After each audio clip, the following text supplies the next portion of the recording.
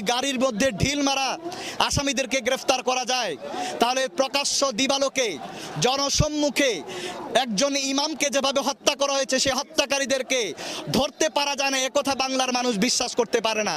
এটা একটা নাবালক বাচ্চাও বুঝে এটা প্রশাসন টাল বাহানা শুরু করে দিয়েছে। সুতরাং আমরা কোনো টাল বাহানা মানতে রাজি না।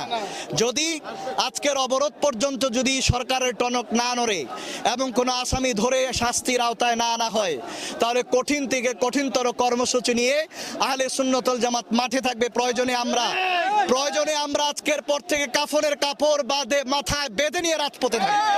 আমরা জানি ক্ষমতা যার পুলিশ তার। হ্যাঁ, আমাদের এই স্লোগানই আমরা দেখে আসতেছি। বিগত যে পতিত স্বৈরাচার ছিল যারা, তাদেরকে পুলিশ ব্যবহার করতেছে। ঠিক আমরা এখনও দেখতেছি এখন যারা ক্ষমতা তারাও পুলিশকে ব্যবহার করতেছে। পুলিশের পোশাক একটা পবিত্র পোশাক। আমরা চাচ্ছি যে পুলিশ দেশের জন্য লড়ে, এই পুলিশের পোশাকে যেন কলঙ্কের দাগ না লাগে। দর্শক, আপনারা দেখছেন চলছে